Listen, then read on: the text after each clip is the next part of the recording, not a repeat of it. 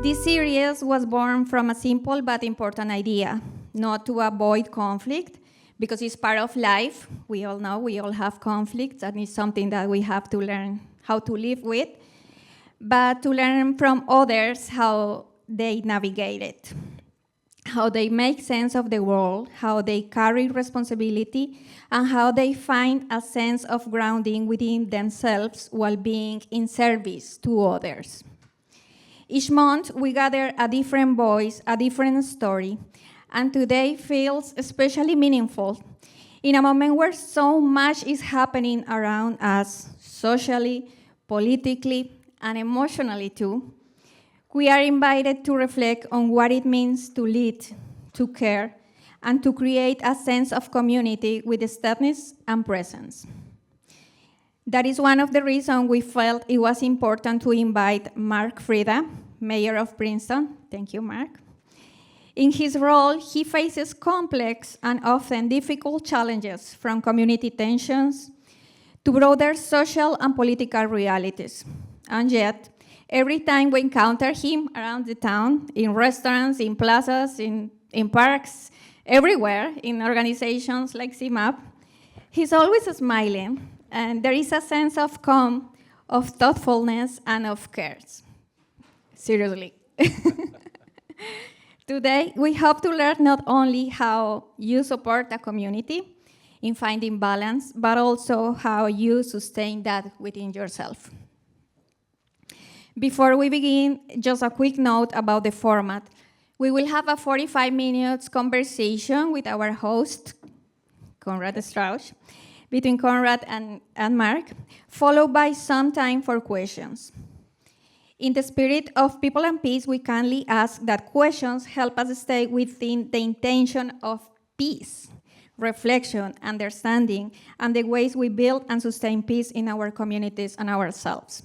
Because outside it's easy to find hard conversations, like in news or, in cafes, but this space is just to create peace and to build peace, so please this is the favor. This is also our 6th episode, which makes today a small milestone for us and a very special one. Thank you, Conrad, for making it possible.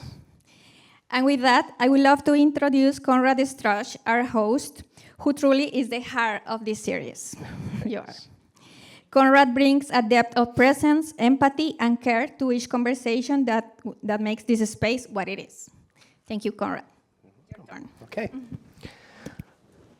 Well, welcome and good afternoon to all of you, and especially to you, Mark. It's wonderful to have you here and to have a chance to have this conversation about how you are a peacemaker in our community, because that is truly one of your roles. I know, we look to the mayor oftentimes to solve those problems and issues that we all face in life, but it's important to remember that one of the things that you also are doing is trying to bring us all together, to establish a community of peace, a community in which there is support and security for everyone.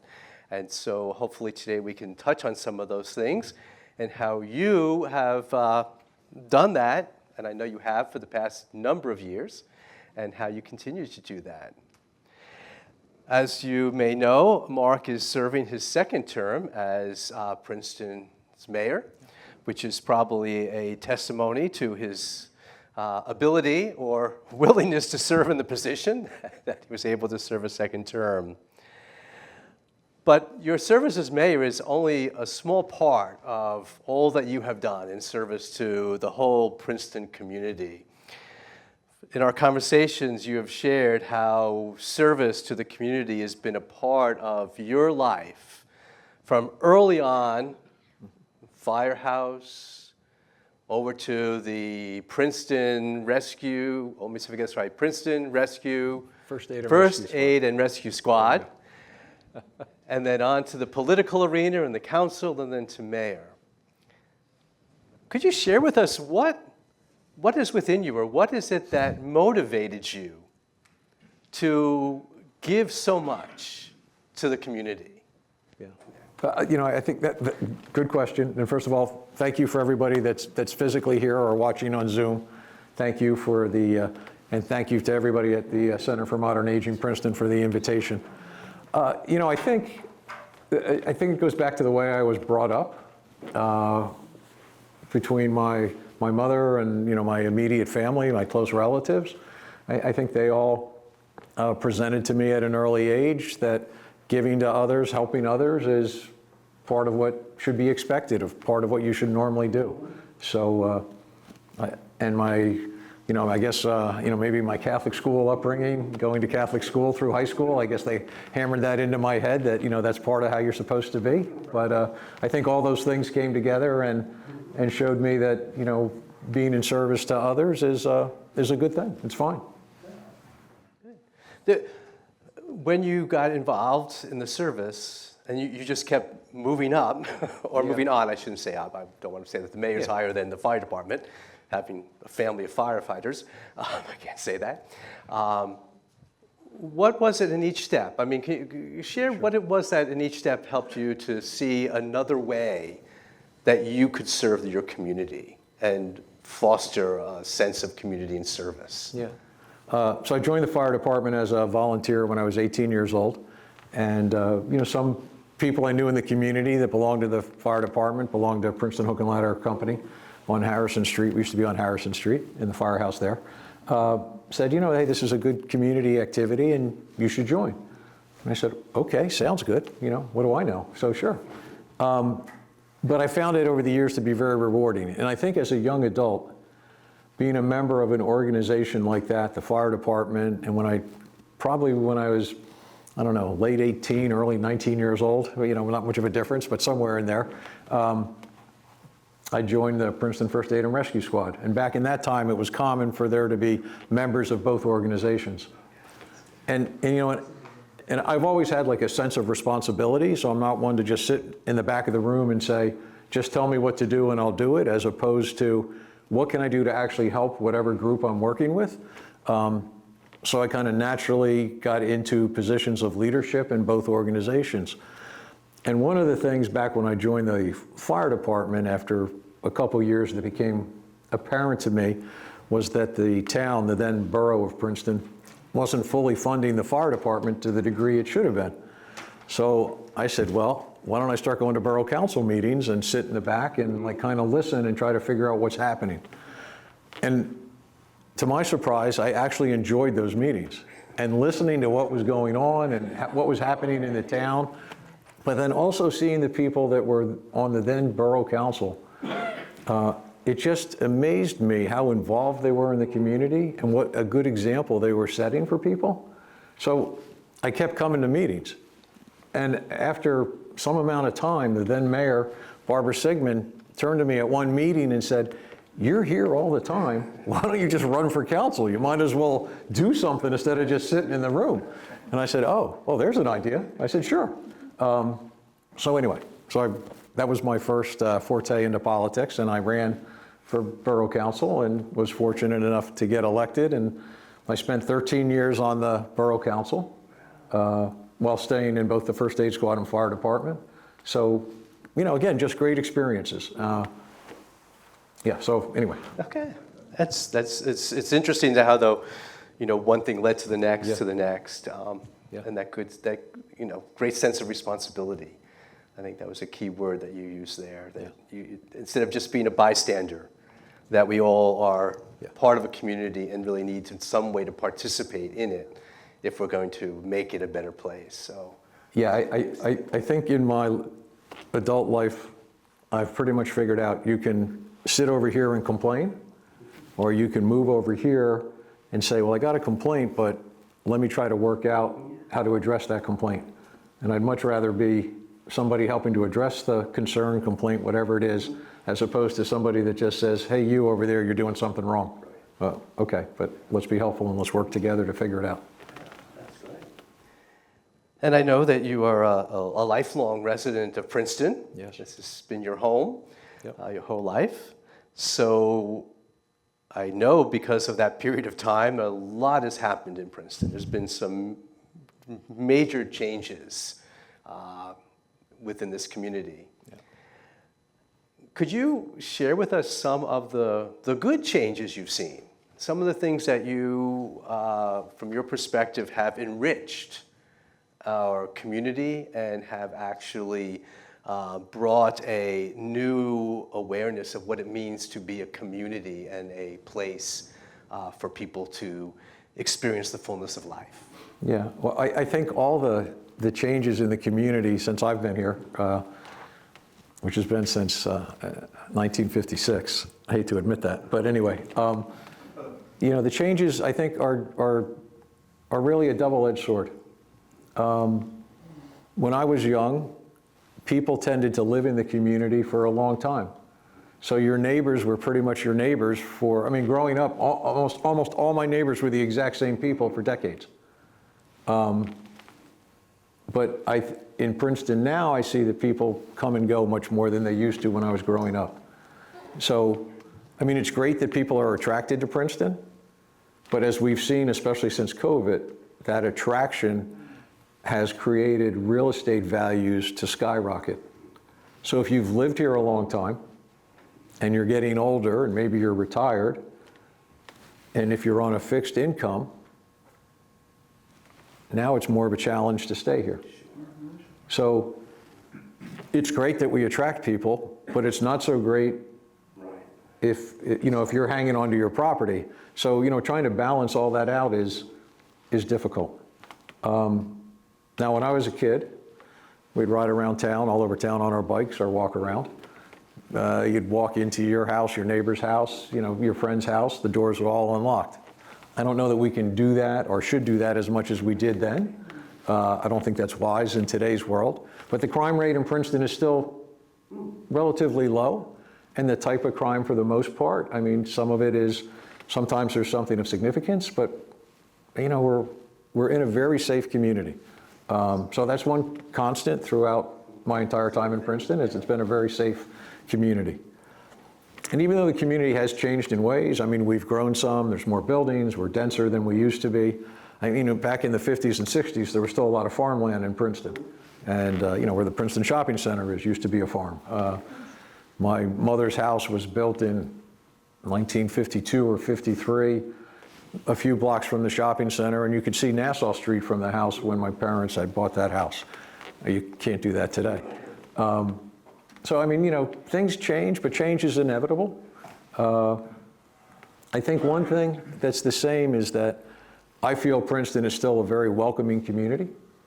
I think people in Princeton, for the most part, are very content to have people of any background, any social level, educational level in the community.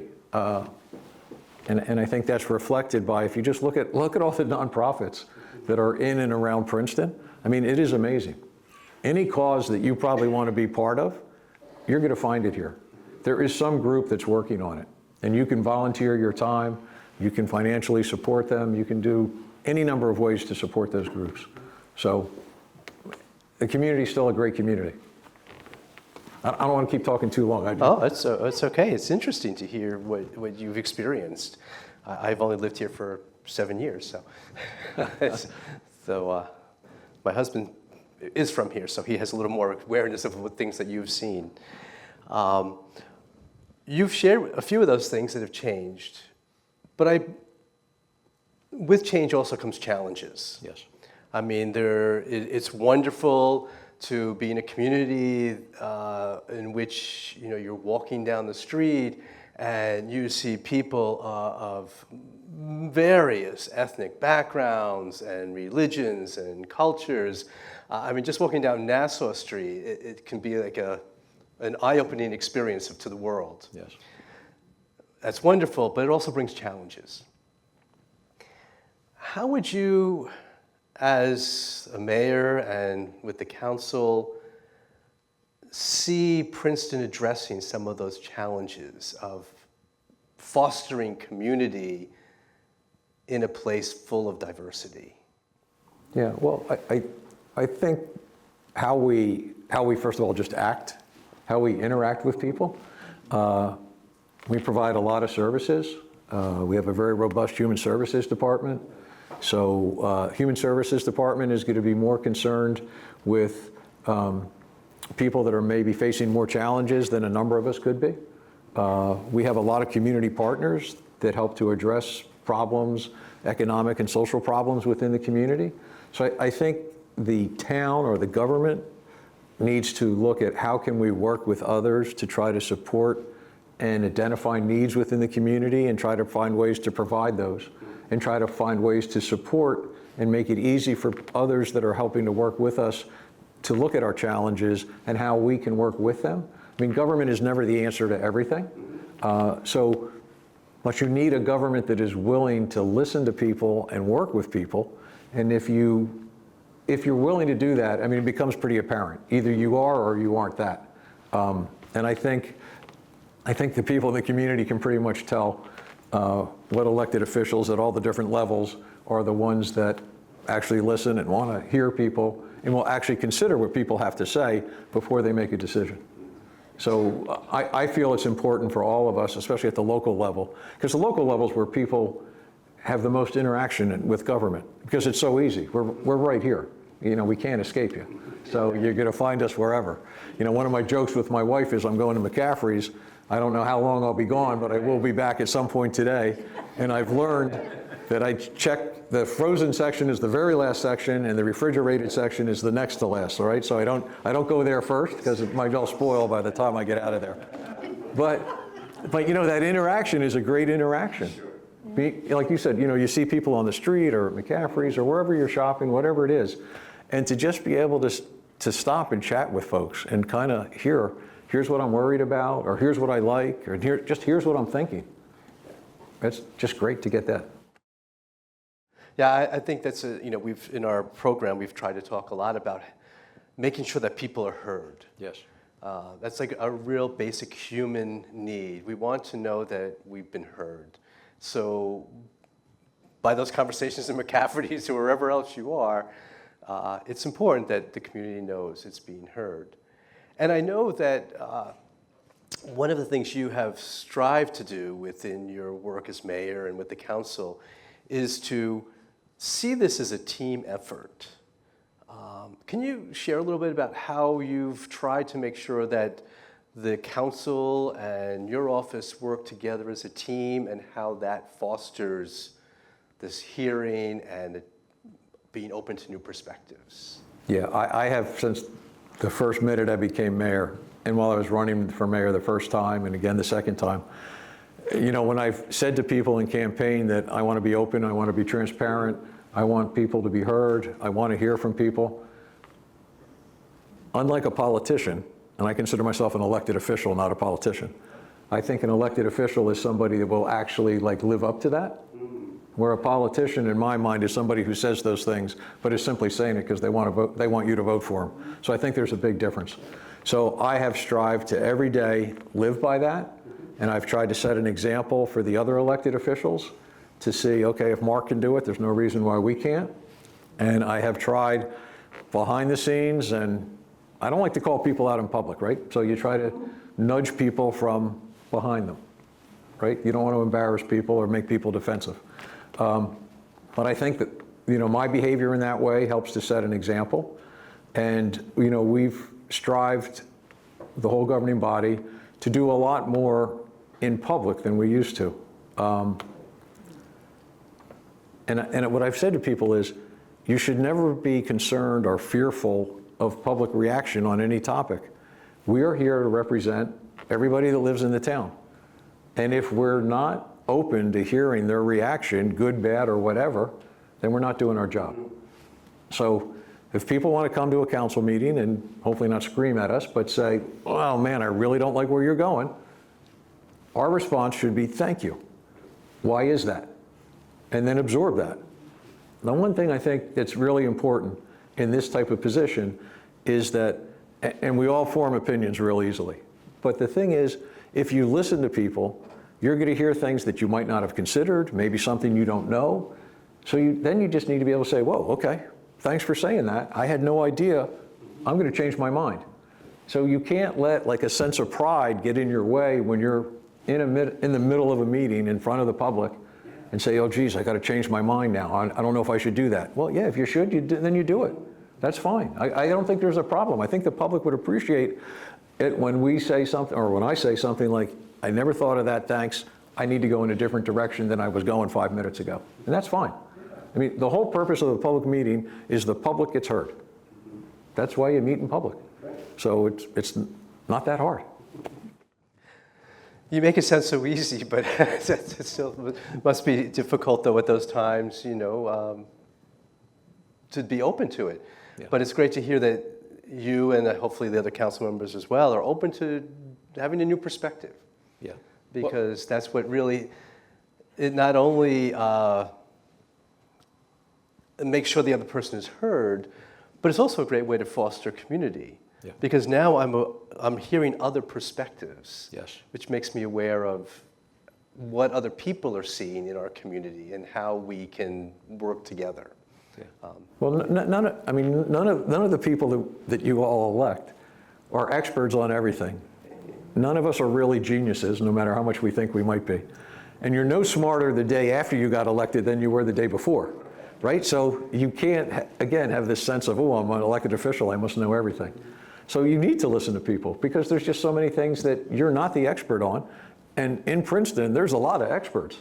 So you might as well, some actual and some self-appointed. But anyway, that's why you need to listen to people. I just think it's just so important that people understand or feel that, yeah, I can show up at a meeting and I can express my opinion and somebody's going to actually listen to me. Again, I just can't stress that enough. That's the most basic part of being of government. If you're not listening to the people that elected you, then you really shouldn't be there. Yeah. That's a nice distinction you made early on about elected officials and politicians. I think that's how I see it. You're really seeing a nice distinction there, yeah. In our diverse community, and you're hearing the different perspectives, there are some communities that are a lot more vulnerable. Mm-hmm. And that need our support, and we need to be there for them. Do you see yourself or others on the council or in Princeton being there for these communities that in this turbulent time are more vulnerable than some of us? Yeah, I think the answer to that is a resounding yes. Like I said before, our Human Service Department is pretty robust. Our Health Department, so Human Services Department, we start there. The Human Services Department, coming out of COVID or during COVID, helped set up a monthly meeting of all the different nonprofits that help with food insecurity. And that effort continues. So there's a monthly meeting of all those groups that help with food insecurity in this community. And this way they can all sit in the room and say, well, what are you doing? Well, here's what I'm going to do, and here's what you're going to do. So you get maximum impact out of all those groups because now they're not all trying to do, they're not all going to go do, 5 different groups aren't going to show up at your door and drop off a bag of food, right? One group is, and the other 4 groups are now going to my house, to someone else's house, someone else, right?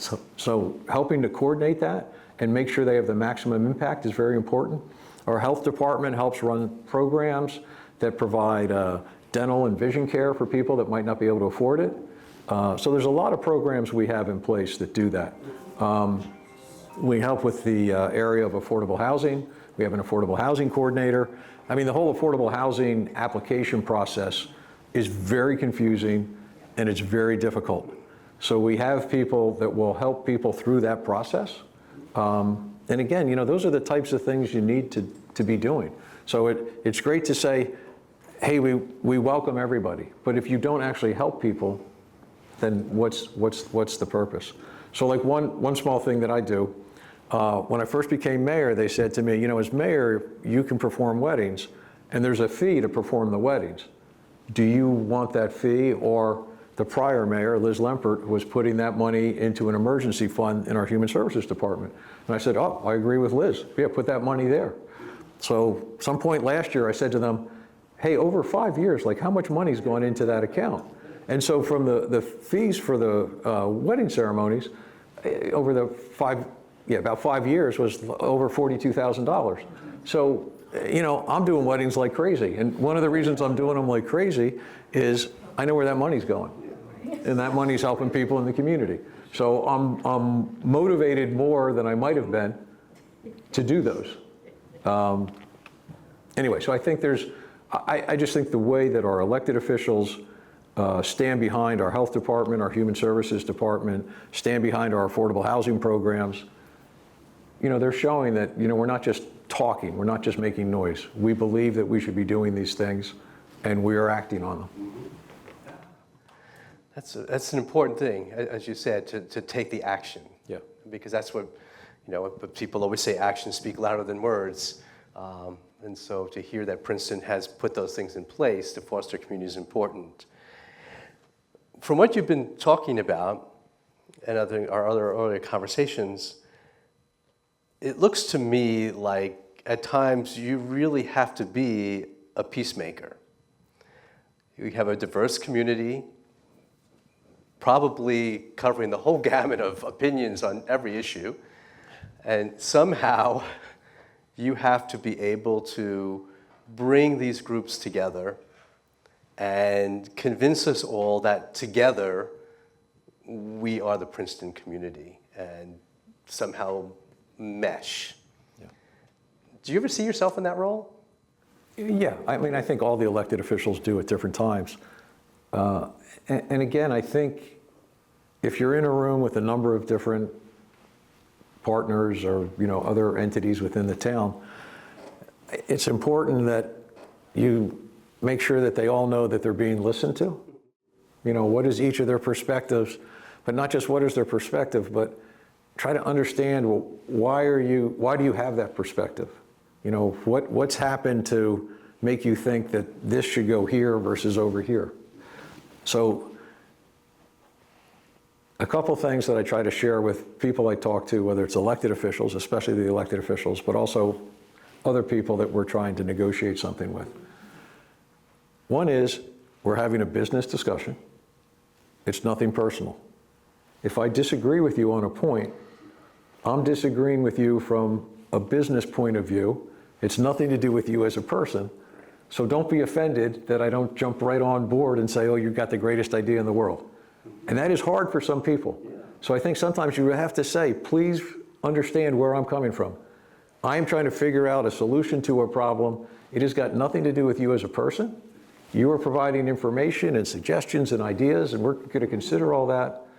But at the end of the day, if we don't see to get 100% the same, it's okay. And if you don't agree with me, it's okay. I tell people, I'm going to give you advice. I'm going to tell you what I think should happen, but you're going to make your own decision. And I'm not going to hold that against you. That's not my job. You want to know how to do something here? I'm going to tell you how to do it. I might disagree with you, but I'm not going to not let you know how to try to push your idea forward. Anyway, so when you're trying to do all this with other people, listen, try to understand what's going on. Don't worry about who gets the credit, because there's always a couple people in the room that are worried about who's going to get the credit. And you just got to let that slide off your back. It's like, okay, if you want to be out there for a picture, you want to be the one in the paper saying, yeah, thanks to me, this got done. Personally, I just want to get stuff done. If it's important to somebody else to be, I'm the one, fine, whatever. And, if you just let all that stuff go and just focus on what needs to be done and how do we do it and can we get it done sooner than later? If you just stay on that, people eventually in any group, any interaction will figure out, okay, this person or this entity really wants to get this done and it's not about them. So I think people will come around. Sometimes you just have to let people say what they want to say. Sometimes people need to vent or just express something. So sometimes you have to sit there and say, I know when they're done saying this spiel on whatever, they'll really actually listen, and then we can get something done. And if that's what it takes, then you just have to be patient. It's, human nature. You just got to know it and understand it, I guess. It's important to know human nature, Yeah. One point I would just highlight that you were sharing with us is that when you're in these conversations, you stress that, look, we're discussing a business thing or we're discussing how this particular organization should operate. We may disagree, but I can still respect you as a person. Yeah. It's not a personal thing. We're discussing something. At the end of the day, we're still together in the community. We're still together working. And I think that is such a key to fostering a community of peace. Yeah. But what I literally have said to people countless times is, all right, we're going head to head on this. But after this meeting, if you were to walk out in the parking lot and you had a flat tire and you said to me, I don't know how to change that tire, I would say, I know how to do it, I will help you. And so you just need to sometimes kind of smack people on the side of the head. Do you understand that I'm here to help you? I'm not, so anyway. Yeah, no, I think that's important for us all to remember in a time in which people seem to be focused on my side, your side. Yeah. My side's right, your side's wrong. Yeah. This is a great reminder that we can disagree but still be together. Yeah. Another thing I like to point out to folks is you're going back and forth, you're having a conversation. You want to listen to understand what the other person is saying.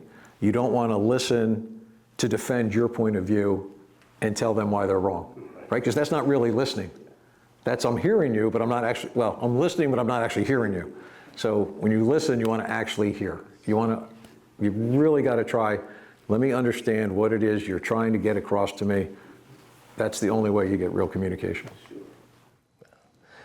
Well, and as you know, our program is People in Peace. So you're a lifelong Princeton resident and the council, the mayor. What would you say Princeton has to offer to people who are trying to find that inner peace or calmness in a very turbulent period? Are there things within our community that you would see as avenues or aids for us to take advantage of or to utilize to build that inner peace or calmness when the chaos and turbulence in the world just seem to be overwhelming? Yeah. Is there something you could share with I think there's a lot of things here in Princeton. I mean, first is just the people. I mean, right, there's so many friendly, nice, considerate people that are like so respectful, easy to approach. So, I mean, that's like the first step. And there's so many opportunities to do things. Do you want to go for a walk in the woods? Look at all the open space that we have, right? There's plenty of opportunity there. Just be part of nature and just absorb the sunlight and the fresh air and be happy. Marquand Park, right? I mean, Marquand Park, we have people here in the audience from Marquand Park, right? So Marquand Park's a great place, but there's so many places like that in Princeton. Look at all the different houses of worship that are in Princeton, right? Do you want to go confide in somebody? Do you want to just go sit somewhere and contemplate and, you know, you and whoever that you believe in communicate or just feel the presence? I mean, you can do that. I mentioned all the nonprofits earlier. If you want to do anything to give you a sense of I'm helping my community, there's so many opportunities here. I mean, there's so many different groups that you could become part of. Go to the public library, read a book, go to the Arts Council, listen to the night when they have people come in and do stand-up or, you know, whatever. I mean, go to McCarter Theater. Go to all the free lectures at the university. I mean, there are so many things that you could do just to say, wow, I'm learning something, I'm feeling good about something. I think there's plenty of opportunity in this community to do that. Just look around. Sure. Yeah, I have to agree. I think Princeton has a lot of opportunities, which is one of the things that makes it so attractive to all those people you were talking about earlier wanting to be a part of it here. So I know we're coming to the end of our conversation part. Okay. And usually as we do that, there are like two things I try to get to with each person that I converse with. And the first is, and these are you as Mark, not as mayor, okay? What is it that you could share with us that might give us an example or inspire us to foster community? I mean, what is it that you do on a regular basis other than your work in the council and the mayor's office and the municipality and all that stuff, to foster community, say it's in your family, your neighborhood? Just where do you find that you can do that outside of your role as a public elected official? Excuse me. Well, I think, look, just you're out in public, just say hello to people, right? That's one of the easiest. I know it depends where you are. You know, maybe you'll think in New York City I shouldn't say hello to people because nobody will say hello back. And that sometimes it's true, sometimes it's not. But I think in a place like Princeton, it's easy you're walking by somebody, just say hello. Most people are going to say hello back. You know, so I think just being nice to people, right? I mean, you're in a store and somebody's trying to walk in the door at the same time you are. Here, I'll hold the door, go ahead in, right? I mean, just be polite, be respectful. I mean, people respond well to that. People like people to be nice to them. And I don't think it's that hard to do. And I think if, you're usually nice to people, you feel good about yourself. It's another way to find that inner peace. Okay, I don't need to jump in front of you to be like the first one in line. I'm at McCaffrey's, I got 11 items, you've got one. Why am I not going to let you go ahead of me? So again, I just think it's just treat others the way you'd like to be treated. And if you do that, I think it's pretty easy. Yeah, a very good way to foster that sense of peace and community in your own life and in the world, yeah. And how about for yourself, for your own inner peace? You mentioned all the things that we could do. Is there something that you try to do on a regular routine that you could share with us to maybe give us an example or help us as we all try to find that calmness and inner peace that you have found helpful and useful in your life as a man who seems to be always doing something? Yeah, so I don't know that I get to do what I like to do on a regular basis, but I get to do it often enough. But I think I really enjoy when people stop me and talk to me. Because again, it's just, most of the time, people are supportive. Thanks for what you're doing, appreciate what you're trying to do. And sometimes it's not going to go that way, and people are like, Mark, what were you thinking? Why? But that's okay too, because it's good to have a reality check. You can't think that everything you do is the right thing or the best thing. So it's good for people to help ground you and say, maybe you weren't on top of that one the way you should have been. But personally, I like to read books. So, give me a book, and if I can find time to read it, I'll do it. I own a motorcycle, I have for decades, and so I like to go on the motorcycle and go for a ride. I think there's nothing that beats being on that motorcycle, and you just let your brain go wherever it wants to go, and you can think about all kinds of stuff at your leisure, at whatever pace you want. And I think in the nicer weather it's easier, but just go outside. I don't mind puttering around my yard. It's like relaxing to me. Let me cut the grass, trim the bushes, do whatever. It's like easy work, and it's just, there's no pressure, right? I don't have to perform a certain way. Right. So it's always be able to just be. Yeah. It's kind of, from what I hear you're saying, it's just all those moments, the motorcycle, the trimming of the bushes, and all that. It's just a time just to be. I'm just there in the moment. I'm not trying to accomplish anything or, be something. I'm just existing, which is, a great way to find that peace. And hopefully you get those moments where you can get out there and nicer weather's coming for that motorcycle trip. There you go. And that would be a great opportunity. So I think we are at a time when I'll open up for conversation from our gathered group here. And as we get to a point, before we ask for your questions, just a reminder that we are discussing this evening People and Peace, and we've been trying to focus on how Mark, as a person, a resident of Princeton, and as mayor, fosters that peace in our community. So I'd ask that you kind of keep the questions focused on that. This is not a town meeting to discuss politics or specific issues that you may have about Princeton. So just please keep that in mind as we open up to questions now. Okay, so Mark, it's kind of related to that last question, but through all your life of public service, most of the time you've also had an actual real job that paid you money. That's true. Okay, so because I don't know how many people realize that the public service jobs are pretty much volunteer work also. But given that, how did you maintain that balance of still being able to support the community, be involved, have a very busy career, raise a family? Because I find today, more than ever, that is so difficult for people to find a time to do anything other than work. So how did you navigate that, maintain that balance? Yeah. Yeah, well, not always easy, but Luckily, I've always been a very organized person, so that helps quite a bit.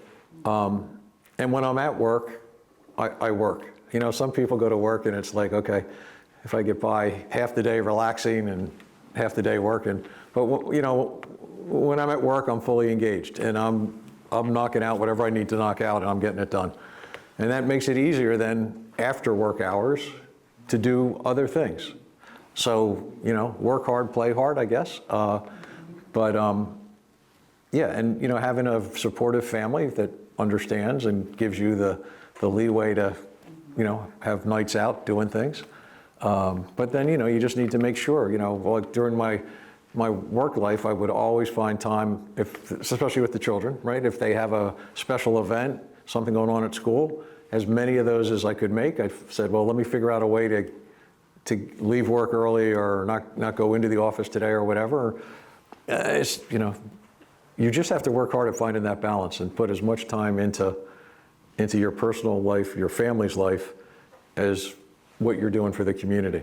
And you have to be willing to work a very long day. So as long as you don't need to sleep a lot, it's amazing how much you can get done. How much is a wedding permit? I think if you live in Princeton, it's only like $50, and if you're outside of Princeton, it might be $200. It's either $100 or $200. What if you live in Montgomery next door with a Princeton mailing address? Oh, well, if you have a Princeton mailing address but live outside of Princeton, we double the fee. Oh, sorry, I'm loud enough, I think. My other question is, I don't know how personal it is, but the last time we saw each other too at the Bonnie Watson Coleman event, and I've known her for many decades.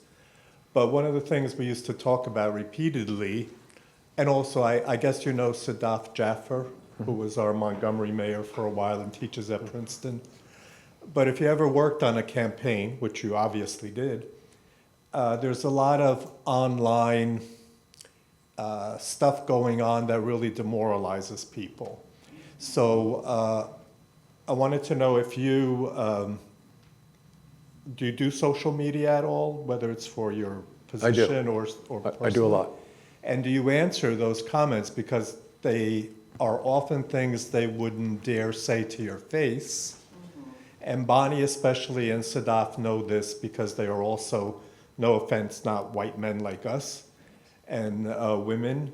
And so to work on those campaigns, to me, it was always demoralizing. Like, it still happens to me now. Like, if somebody writes something really nasty online and I see it, Facebook or something, it just, I don't know, breaks my heart.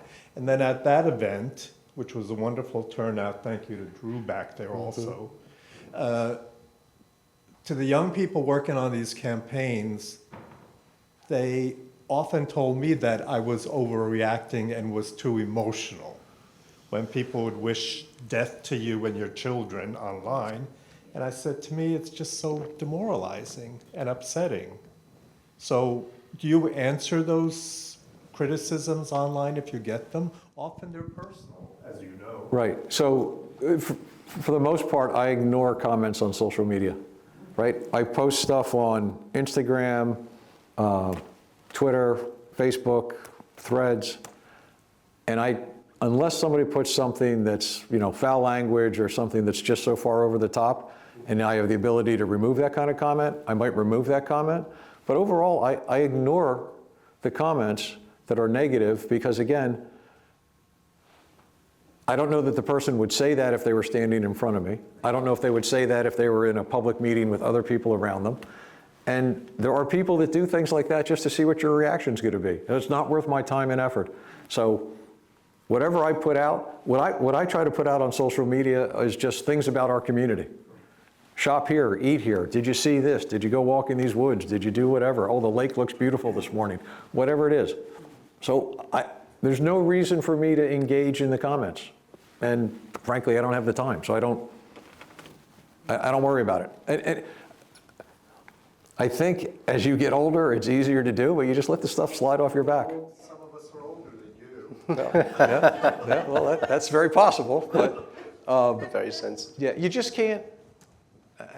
you just can't I just let it slide off. I don't pay attention to it. It's not worth it. I think we're so fortunate, when I sit here and listen to you and you, I'm going to reverse the thing and say our public, and this goes for the whole country, but it also, I see it in Princeton. There's sort of a NIMBY thing, even if you have a full-time job and you can't get into government, there's this sort of, I want what I want, and that's it. So it's the public, it's getting this message out to people that they have a role, that if you've ever tried to start something, which is something that my friend and I have had to do many times, to go to council, you kind of realize this big community and that we have a role. We, you, me, everybody in this room, we have a role ourselves. Yeah. And I think that role is forgotten, and I think that's one reason we have this terrible, challenges that we have right now. Yeah, well, I think, and again, one thing that I share with my fellow elected officials all the time is, we're at a public meeting, two people stand up and scream at you. That could be an exaggeration, but try to smack you around a little bit, so to say. Like, don't overreact to it. There's 32,000 or so people that live in the community, about 2/3 are adults. 2 or 3 people show up in a meeting, and you're going to think that that represents the whole community? It doesn't. And by the same token, so I'm a Democrat. I'm not really getting political here, but so I'm a Democrat. There's a Democratic organization in town. And just because I go to one of their meetings and say there's 30 or 40 people there, and they all say, oh, Mark, we really like you. I understand that's a small group of people out of that 32,000. So that doesn't represent the whole community to me. I know that I have to always make sure that I'm available to listen to people, and I'm out there enough that people have the opportunity to talk to me. So anybody that follows me on social media knows I go to a lot of different things. And the main reason I'm going, well, there's 2 reasons. A, I want to promote our town, right? I think that's what in my job, that's what I should do. But the other thing is it gives me the opportunity to talk to and meet a whole bunch of different people that I might not otherwise have a chance to talk to. So, and that is just so refreshing to just get so many different viewpoints and perspectives and ideas and suggestions, just dump them on me. So anyway. Hi, we've covered a lot, but we haven't covered much what it is to be a major of a town with a large international university that kind of burst out of its seams. What that was for you to be in that role, because that's also requires special skills. Could you comment a little bit on that? Yeah, I think right now, in fact, President Eisgruber was just at our meeting Monday night. So we have an annual get-together with the university, whoever the president happens to be, and Chris has been the president for, I think, 13 years now. And where the university president comes into a council meeting and has the opportunity to say whatever it is they want to talk about. And we get to say whatever we want to say to them. But on a day-to-day basis, the municipal staff works quite a bit with the university staff on projects they have or things they want to do, concerns they might have about a zoning ordinance or who knows what, fire department coverage or whatever it could be. So that kind of interaction happens literally on a daily basis. And then at our level, we have counterparts at the university that we can talk to really whenever we want, and they can do the same to us. So it could be a phone call, an email, and we have a really good relationship in that, at least I know that I can say anything I want, bring up any topic, and I will get a reply. Might not be the reply I want, but I'm going to get a reply. And we don't play games with each other. So, but you have to work on that relationship. You have to put time and effort into it. And, I think it's, if we respect them, respect gains respect. You can't just assume that people are going to respect you because, I can't assume people respect me because I'm the mayor. People should respect me because of what I actually do. So if I treat them properly, They should treat me properly. And I think we've created enough trust between us and the university that we can have difficult conversations if they want to do something that we might think is a negative impact on us, that we can have an honest, open conversation. So for a number of years, and hopefully going forward for a lot of years, the relationship is in a really good place. So I think we're, again, you just got to put time and effort into it. You got to work at it. Mark, talk a little bit about your role, you and the other elected officials, vis-a-vis the staff and their role, and who does what, and how does that relationship work and keep peace there, In an ideal world, if you follow the town ordinances, the municipal administrator runs the town on a day-to-day basis, and all the staff report to that person. We as elected officials do not direct staff and should not direct staff. Now that is hard sometimes for people to understand that, and I am one that constantly will remind people of that. But if you want the town to operate as efficiently and effectively as possible, the elected officials who come and go, as opposed to staff, and this town is blessed with great staff, many of whom, the majority of whom, stay here for a very long period of time, which is amazing because they can make much more money out in the private world than they could in the public world.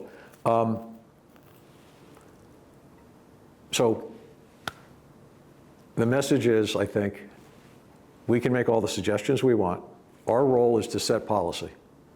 Our role is not to say, I don't like the color of that asphalt. It could have been a darker shade of black or whatever. Or I don't like the shade of the yellow line. That's not our role, right? So let the staff who are the professionals, and just because you got elected, again, don't think that now you are suddenly an expert on everything that happens in the town. You're not.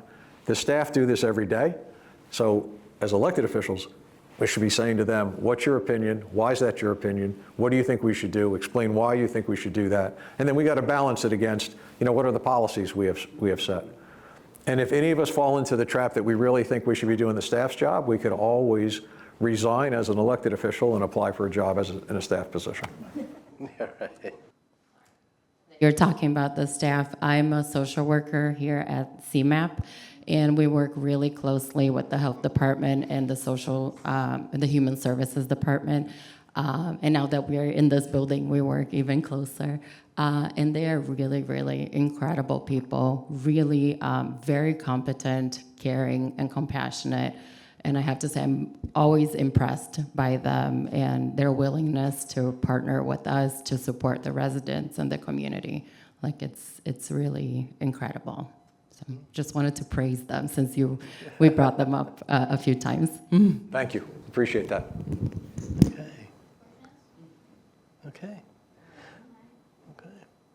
I would just one last thing, maybe as we wrap this up. One of the things you had said early on, and I know came up in a couple of the questions, was that you had a sense of responsibility in the community. And that really hit me because one of the things that maybe we need to stress as elected officials and others is that we are all in this together. That's right. And, you as an example of someone who has taken that responsibility very seriously and has utilized his gifts and abilities above and beyond to show us what it means to be a part of a community. And I believe it was one of your questions when you talked about trying to get people involved. And hopefully your example, and maybe we can find other ways to encourage people that, not only one person can't do this whole thing. Right. We have to do this together. And so I want to thank you on behalf of the Princeton community and the community at large for having lived out what your family taught you and your good Catholic upbringing taught you, and responsibility, and that you have truly been an example to all of us of what it means to be in public service as someone who wants to give to others, because in that giving you have found your own peace and joy. So thank you. Thank you, Conrad. And thank all of you. Thank you. Thank you so much, Mark. It was a nice space for us to keep building peace. Thank you to all of you for coming. Thank you, Conrad, for making it possible too. And yeah, we are at CMAP. We just want to keep building these spaces to reflect on peace, community, resilience, but also to bring new ideas on how we can find inner peace. That's important right now and always, but right now it's more important. Our next session is April 20, is the third Wednesday each month. So you are welcome to come back anytime. And we will have Marlene Lavin. She's 101 years old. She's an art historian. She has been living in Princeton for 70 years in the Institute of Advanced Studies. She just launched her memoir, but she's full of information on art, history, Einstein, all of that. So please come to that session. It's going to be amazing. And thank you so much again, Mark, for making it possible. And have a good evening.